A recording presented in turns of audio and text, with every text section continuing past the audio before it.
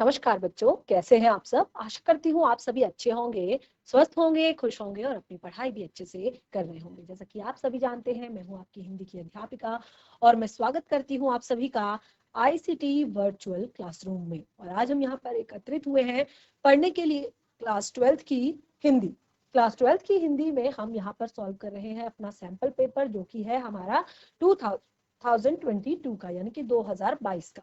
तो जिसमें हम अभी तक प्रश्न 7 तक कंप्लीट कर चुके हैं और मैं आशा करती हूँ कि आप सभी को अच्छे से समझ भी आ रहा होगा। और बार बार मैं आप लोगों से कह रही हूँ कि कोई भी आपको रिलेटेड डाउट हो किसी भी टॉपिक से रिलेटेड, तो आप जरूर क्लियर करें। वैसे तो हम जितने भी सैंपल पेपर सॉल्व करते जाएंगे उन सबके जो है प्रश्न उत्तर पाठ का डिस्कशन हम यहाँ पर जरूर करेंगे। तो देखिए, हमने यहाँ पर जो लास्ट सेशन में डिस्कस किया था वो था हमारा काव्यखंड, यानी कि काव्यखंड से रिलेटेड हमने यहाँ पर प्रश्न सॉल्व किए थे। और काव्यखंड में मैंने यहाँ पर सबसे पहले आपको बताया था कि हमें जो प्रश्न 5 है वहां पर जो है 2 काव्यांश दिए गए हैं और उन 2 काव्यांशों को हमने पढ़ना है, जिनमें से हमने केवल एक, यानी कि जिस पर आपको लगता है कि आपकी पकड़ अच्छी है, आप अच्छा लिख सकते हैं। देखिए, क्लास में सारे बच्चे जो हैं वो डिफरेंट डिफरेंट तरीके से जो है याद करते हैं। तो जिनको लगता है जिसको जो वाला, क्योंकि सबके लिए यहाँ पर कोई ऐसा एक करना कंपलसरी नहीं है कि आपको यही करना है, जिसको दोनों में से जो प्रश्न आता है, यानी कि आपका पहला ऑप्शन या आपका दूसरा ऑप्शन, तो उन दोनों में से आपने एक को यहाँ पर करना है और उससे दिए गए प्रश्नों के उत्तर देने हैं, जो हमने लास्ट सेशन में डिस्कस किया। और जिसमें से एक मैंने आप लोगों से कहा था कि आप उसको घर पर पढ़ें, अच्छे से समझें, क्योंकि जरूरी नहीं कि आपका हर बार इजी ही आए, लेकिन हर बार आपका एक चीज होता है, जैसे ये मैंने आपको बताया है, इसके लिए मैंने आपको लास्ट सेशन में भी कहा कि हर बार आपका फर्स्ट चैप्टर जो है आपका, ठीक है, जिसमें आपकी 2 कविताएं हैं, आत्म परिचय और दिन जल्दी जल्दी ढलता है, जिसके कवि हैं हरिवंश राय बच्चन जी। तो पहला आपकी जो चैप्टर है, फर्स्ट चैप्टर आपका हर बार आपके एग्जाम में आया है।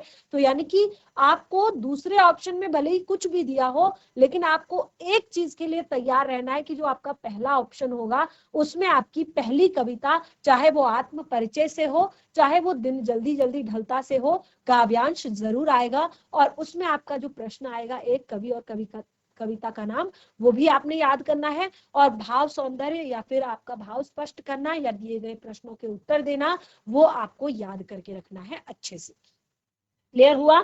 ठीक है, ये हमने लास्ट सेशन में कर लिया था। उसके बाद देखिए, मैंने आपको यहाँ पर बताया था कि ये भी आपको एक और काव्यांश, यानी कि 2 काव्यांश अब आने लगे हैं। तो जो दूसरा काव्यांश है वो आपका कवितावली उत्तरकांड से, तो ये भी आप नोट कर लीजिएगा। ये भी आपकी हर बार रिपीट होती है, चाहे केवल प्रश्नोत्तर के लिए हो, चाहे केवल भाव सौंदर्य स्पष्ट करने के लिए हो, चाहे भावार्थ लिखने के लिए हो, चाहे सप्रसंग व्याख्या करने के लिए हो, ये आपका जरूर आता है 4 नंबर में, हर बार रिपीट हुआ है इस चैप्टर से। केवल ये वाला नहीं, आप इस चैप्टर के जितने भी काव्यांश हैं उनको अच्छे से पढ़कर जाएं और अच्छे से समझ कर जाएं। और कवि और कविता का नाम, जैसे हमने कहा, कवि है तुलसीदास जी और कविता है कवितावली उत्तरकांड से, जो आपकी पाठ्य पुस्तिका में जो पाठ दिया गया है। ठीक है, तो यहाँ पर भी आपके 3 प्रश्न थे, जिनको हमने 2 प्रश्न थे जिनको हमने डिस्कस किया और उन पर हमने यहाँ पर आंसर भी उनके दिए। और उसके बाद देखिए, काव्य खंड से ही आपके 3 प्रश्न दिए गए हैं, सारी की सारी जितनी कविताएं हैं। ठीक है, तो यहाँ पर आपके कविता के बहाने एक आपका ये प्रश्न है, और दूसरा आपका है पर्दे पर वक्त की कीमत है, और तीसरा जो मैंने आपको होमवर्क में दिया था कि कवितावली में उद्दित छंदों के आधार पर स्पष्ट कीजिए कि तुलसीदास को अपने युग की आर्थिक विषमता की अच्छी समझ है। तो आपने देखा होगा, उन्होंने जो पहले बताया है, किसान जो कुल किसान जो भाट, जो यहाँ पर उन्होंने पूरा का पूरा बताया है कि किस तरह से चाकर को न चाकरी, जो बनिक को, कोई भी बनिक के पास कोई व्यवसाय नहीं है, नौकर के पास कोई नौकरी नहीं है। ठीक है, इसी तरह से तो ये पूरी चीजें उन्होंने उस टाइम की बताई है। आपने इसमें व्याख्या करनी है कि किस तरह से उनको अपने समय में जो समाज में चल रही आर्थिक विषमता है उसकी कितनी अच्छी समझ उनको है और कैसे उन्होंने इन पंक्तियों को यहाँ पर लिखा है। ठीक है, और उन्होंने यहाँ पर जो लास्ट पंक्ति में बताया था, उन्होंने कहा था कि जो वनाग्नि से, ठीक है, भी बड़ी है आग पेट की, और इसको बुझाने का, इसको कम करने का जो सबसे बड़ा तरीका है वो क्या है, भगवान की भक्ति है, वो उन्होंने यहाँ पर बताया था।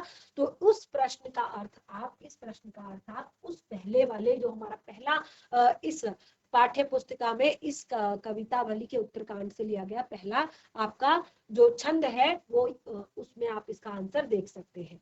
ठीक है, तो इस तरह से आपका यहाँ पर लास्ट सेशन में हमने आपके काव्य खंड से, अब देखिए यहाँ पर आप देख सकते हैं जो 3 प्रश्न आपके दिए हैं ना, इनमें अभी बहुत सारी महत्वपूर्ण कविताएं आपकी छूटी हैं, जैसे बादल राग, ठीक है, और आपका दूसरी और एक कविता है, तो वो आप देखेंगे वो लास्ट, अगर आप बाकी के सैंपल पेपर देखेंगे उनमें आपको वो कहीं ना कहीं मिलेगी।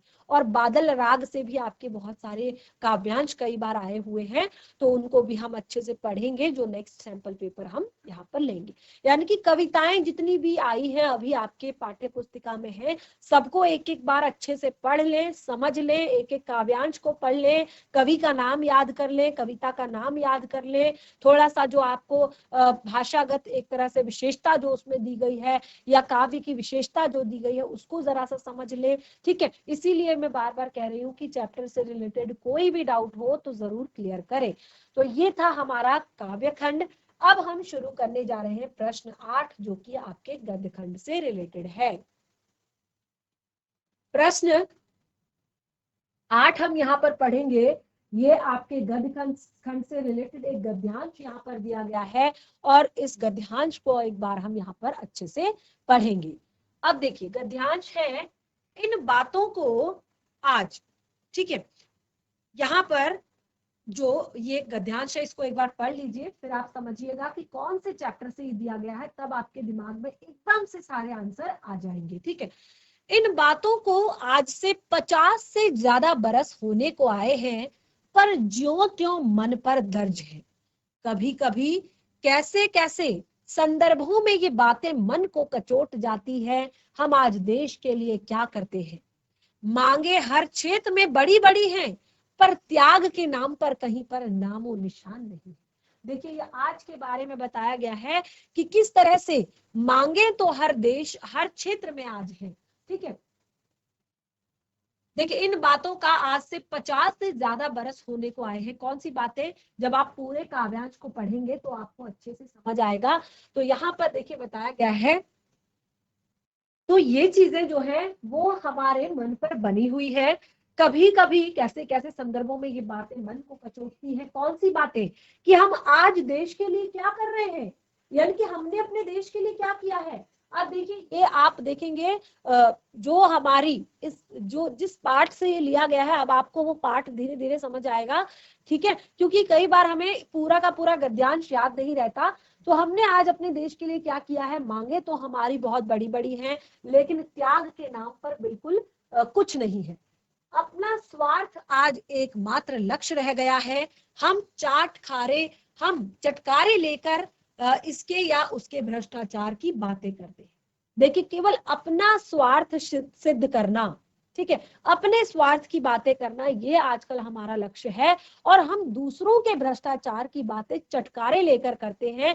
पर क्या आपने कभी आपने जांचा है कि अपने स्तर पर, ठीक है, क्या आपने कभी हमें जांचा है कि अपने स्तर पर अपने दायरे में हमें उसी भ्रष्टाचार के अंग तो नहीं बन रहे हैं, कि कहीं हम अपने दायरे में उसी भ्रष्टाचार के अंग, क्योंकि हम दूसरों की बातें तो बड़े चटकारों से करते हैं, लेकिन क्या आपने देखा है कि हम भी किसी न किसी तरह से उस भ्रष्टाचार के अंग बन रहे हैं।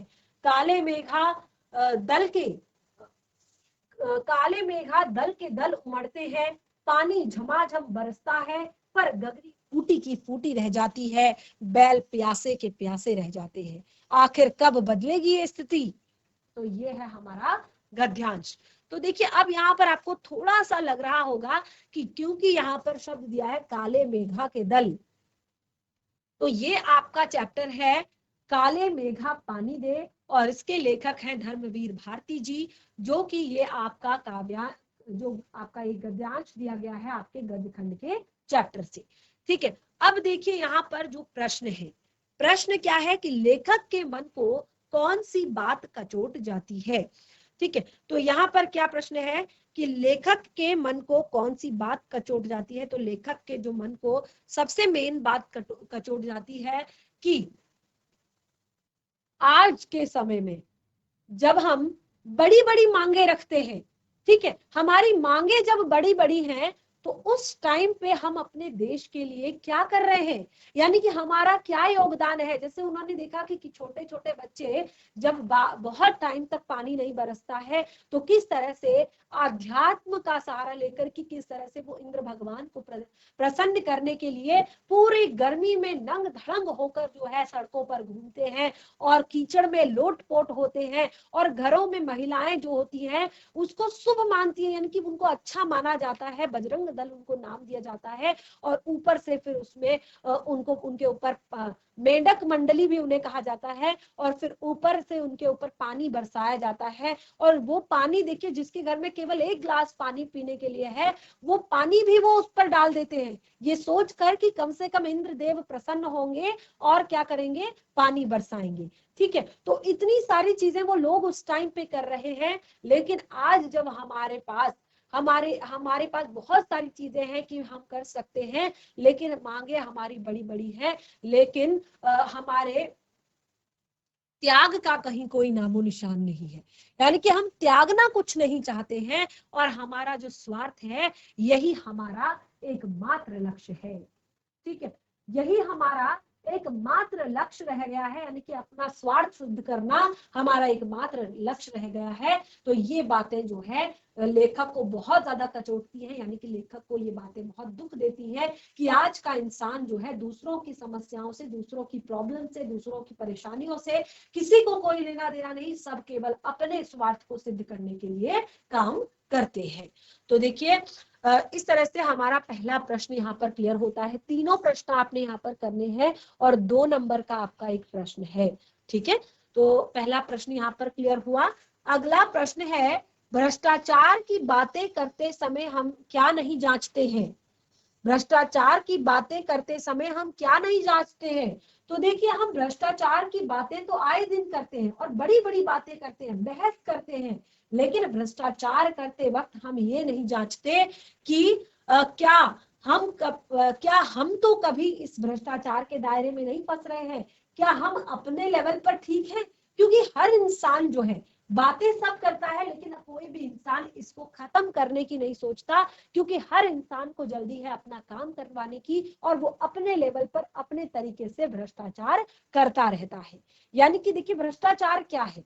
भ्रष्टाचार है कि आप अपने फायदे के लिए अपने आप को एक तरह से समय पर अपने काम निकलवाने के लिए अपने तरीके से आप किसी काम को करते हैं, और भले ही वो किसी भी लेवल का हो, किसी भी स्तर का हो।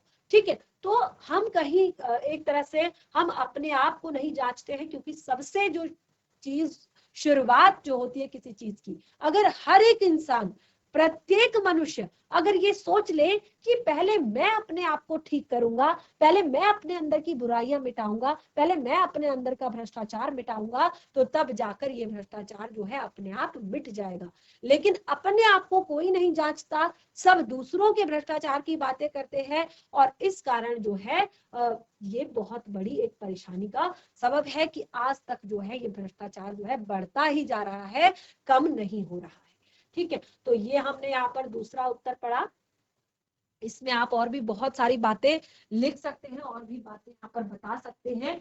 अब देखिए, यहाँ पर जो हमारा अंतिम प्रश्न है, अंतिम प्रश्न है कि गगरी फूटी बैल प्यासा, गगरी फूटी की फूटी और बैल प्यासे के प्यासे।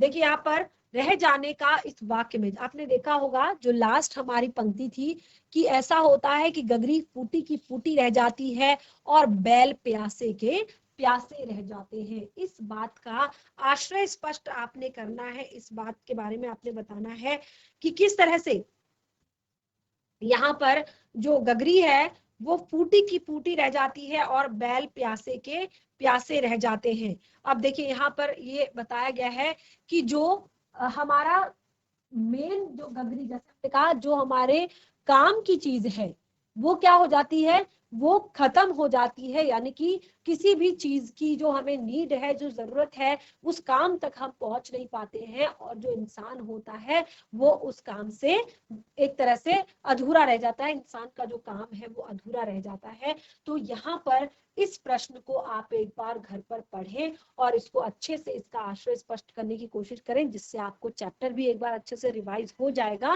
क्योंकि ये चैप्टर भी कई बार आपके पाठ में, आपके गद्य खंड से रिलेटेड प्रश्नों में आपके आया हुआ है।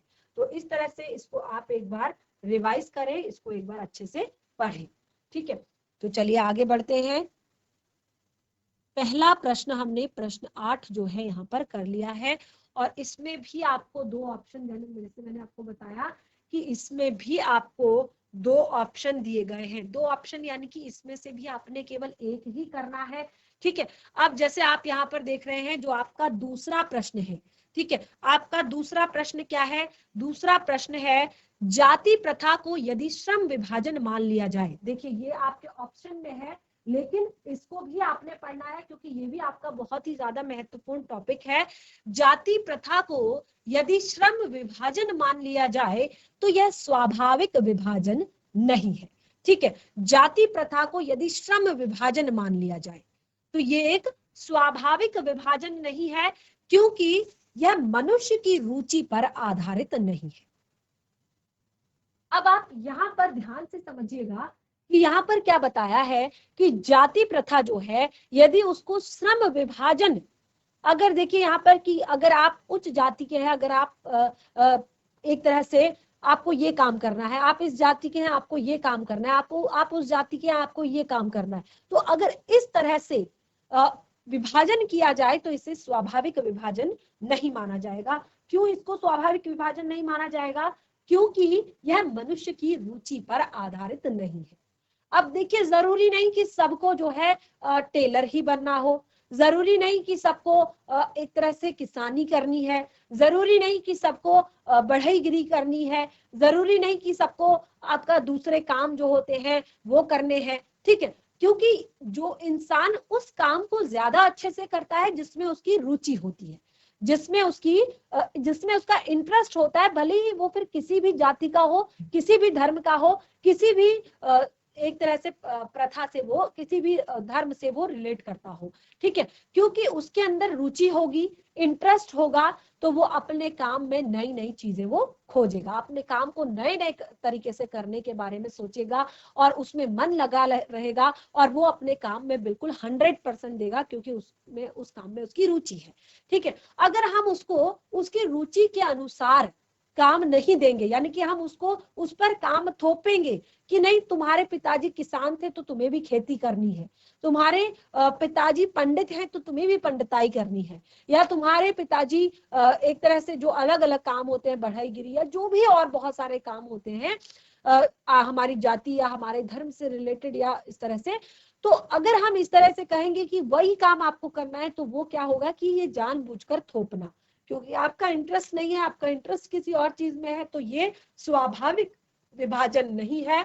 क्योंकि कुशल व्यक्ति सक्षम श्रमिक समाज का निर्माण करने के लिए यह आवश्यक है। यानी कि एक, अगर आप कुशल व्यक्ति, आप किसी परफेक्ट व्यक्ति, किसी भी चीज में परफेक्ट, जैसे हम कहते हैं ना कि ये एक बहुत अच्छा टेलर है, ठीक है, वो परफेक्ट है उस काम में, ठीक है, उसको वो काम बहुत अच्छे से आता है क्योंकि उसकी रुचि उसमें है। ठीक है, तो ऐसे में ऐसा जो ये चीजें हैं, यानी कि रुचि के आधार पर यदि नहीं, रुचि मनुष्य की रुचि के आधार पर नहीं होगा, तो फिर जो मैंने कहा कि कुशल व्यक्ति या सक्षम श्रमिक निर्माण, कि किसी भी इंसान को सक्षम श्रमिक, कि वो उस काम में एक्सपर्ट है, उस काम में सक्षम है, निर्माण करने के लिए ये बहुत ज्यादा आवश्यक है कि हम व्यक्तियों की क्षमता इस सीमा तक विकसित करें जिससे वह अपना पेशा या कार्य का चुनाव स्वयं कर सके। हमें लोगों के अंदर क्षमता विकसित करनी है। अब देखिए, हमने कहा कि तुम किसान हो तो तुम्हें पढ़ने की जरूरत नहीं है, ठीक है, तुम्हें तो खेती ही करनी है, तुम्हें क्यों पढ़ना है। ठीक है, अगर उसे खेती भी करनी है तो खेती में भी अगर उसको हम पढ़ाएंगे लिखाएंगे, ठीक है, हम उसकी क्षमताओं का विकास करेंगे, तो भले ही क्या पता उसका इंटरेस्ट अगर खेती में हो भी तो वो उसमें भी नए नए आविष्कार कर सकता है, नई नई चीजें कर सकता है, नए नए चीजें विकसित कर सकता है, ठीक है। और अगर हम उसको पढ़ाएंगे लिखाएंगे तो क्या पता वो कुछ और जो जिसमें उसका इंटरेस्ट हो उसमें वो अपना 100% दे सकता है, ठीक है। तो हमें केवल व्यक्ति के अंदर क्षमताएं विकसित करनी है जिससे वो अपने पेशे को यानी कि अपने कार्य को का चुनाव पहले कर सके अपनी पसंद के अनुसार। और इस सिद्धांत के विपरीत जाति प्रथा का, और देखिए इस सिद्धांत के विपरीत जो जाति प्रथा है उसका दूषित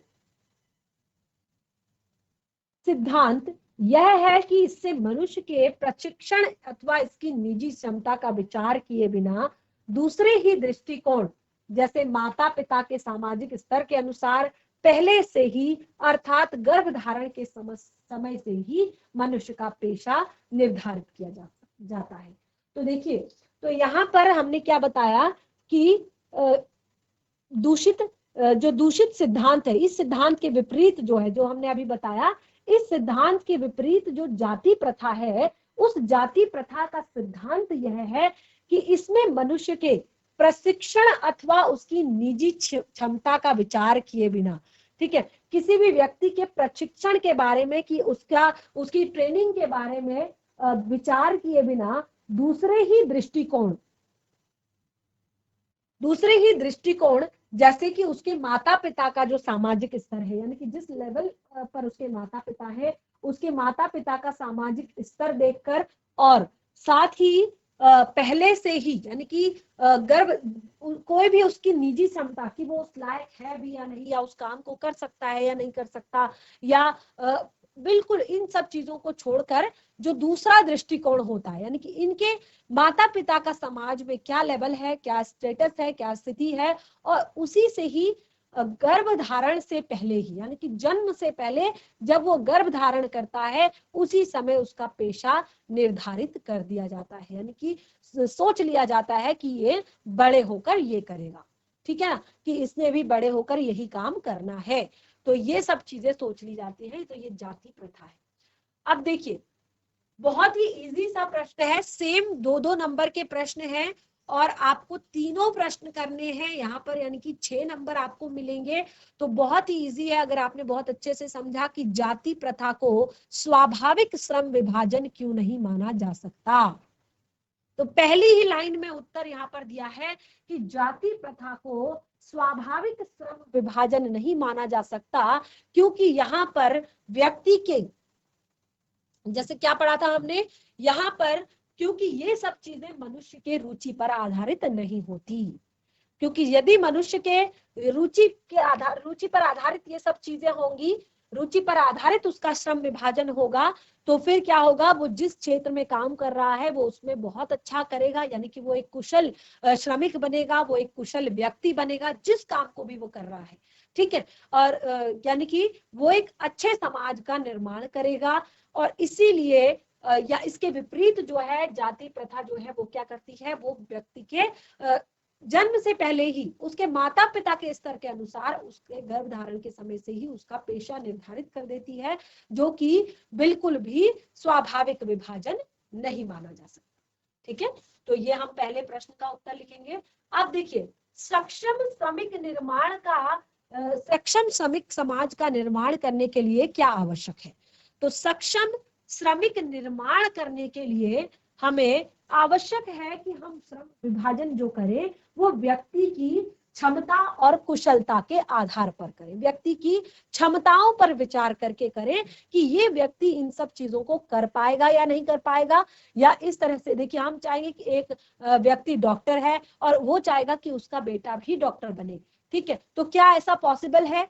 देखिए, हम कहेंगे इसके पापा आर्मी मैन है या इनके परिवार में सब आर्मी वाले हैं तो ये भी आर्मी वाला बने, तो ये क्या पॉसिबल है, ठीक है। कोई भी चीज पॉसिबल नहीं होती कि किसके पिताजी, किसका परिवार, किसके, क्योंकि हर एक व्यक्ति की क्षमताएं, हर एक व्यक्ति का जो आईक्यू होता है, हर एक व्यक्ति का एक जो पावर होती है, उसकी स्मरण शक्ति होती है या उसकी निजी क्षमताएं जो होती है वो अलग अलग होती है, तो इसीलिए हम बिल्कुल भी ये डिसाइड नहीं कर सकते पहले से ही कि कौन सा व्यक्ति जो है क्या करेगा। तो यदि आपको एक सक्षम श्रमिक चाहिए समाज में, एक सक्षम श्रमिक समाज निर्माण करना है, तो उसके लिए आपको व्यक्ति की निजी क्षमताओं पर विचार करना होगा और उसी के आधार पर फिर वो उसको अपनी एक तरह से जो उसका प्रशिक्षण है उसको उस हिसाब से प्रशिक्षण देना होगा और फिर वो उस हिसाब से अपना जो एक तरह से काम है उसका चुनाव करेगा।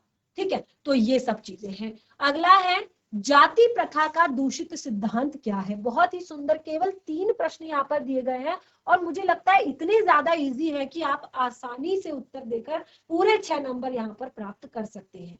तो जाति प्रथा का दूषित सिद्धांत है कि यहाँ पर किसी भी मनुष्य के प्रशिक्षण एवं निजी क्षमता का विचार किए बिना दूसरे ही दृष्टिकोण से, यानी कि जैसे कि उसके माता पिता का स्तर देखकर या उसके माता पिता का पेशा देखकर जन्म से पहले ही अर्थात गर्भधारण से पहले ही, गर्भधारण के समय से ही मनुष्य का जो है पेशा निर्धारित कर दिया जाता है, उसका काम जो है फिक्स कर दिया जाता है कि वो बड़े होकर यही करेगा या बड़े होकर वो यही बनेगा। ये सबसे बेकार चीज है, ये जाति प्रथा का सबसे दूषित सिद्धांत माना गया है। यदि आप इस तरह से लिखते हैं तो आपको पूरे के पूरे 6 नंबर इन 3 प्रश्नों में यहाँ पर मिलते हैं।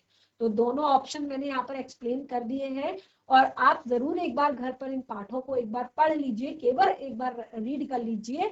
इन पाठों से जो भी प्रश्न आते हैं उनको आप आसानी से सॉल्व कर सकते हैं, लेकिन आपने सबसे मेन चीज है जो आपको एक एक पंक्ति दी गई है उसको जरा सा ध्यान पूर्वक पढ़ ले उस टाइम पे, फिर आसानी से आराम से उत्तर दें उनका सोच समझ कर। ठीक है, चलिए अब देखिए यहाँ पर जो हमारा अगला प्रश्न है वो है प्रश्न 9 और ये भी आपके गद्य खंड से जुड़ा हुआ है। इसमें भी आपको 3 प्रश्न दिए गए हैं, यानी कि गद्य खंड में आपके जितने भी चैप्टर हैं उन चैप्टर से आपको 3 प्रश्न दिए गए हैं और उसमें से आपने किन्हीं 2 प्रश्नों के उत्तर देने हैं। और यहाँ पर थोड़ा सा आपके लिए थोड़ा लेंदी होगा क्योंकि 3 नंबर का एक प्रश्न है, अच्छा सा उत्तर आपने देना है। तो चलिए देखते हैं क्या क्या है इसमें प्रश्न। पहला, भक्तन का वास्तविक नाम क्या था और वह लोगों से अपना वास्तविक नाम क्यों छिपाती थी। तो ये तो बहुत ही ज्यादा इजी प्रश्न है। अगर आपने एक बार भी इस चैप्टर को पढ़ा होगा, एक बार भी इस चैप्टर को समझा होगा, तो आप आसानी से उत्तर दे सकते हैं कि भक्तन का वास्तविक नाम क्या था। देखिए, भक्तन का वास्तविक नाम लक्ष्मी था और वो लोगों से अपना वास्तविक नाम इसीलिए छुपाती थी क्योंकि उसको लक्ष्मी अर्थात जो उसका वास्तविक नाम था उसका अर्थ जो है पता चल चुका था कि लक्ष्मी जो है श्री हरि श्री नारायण की अर्धांगिनी है और धन लक्ष्मी और सुख संपदा की देवी है।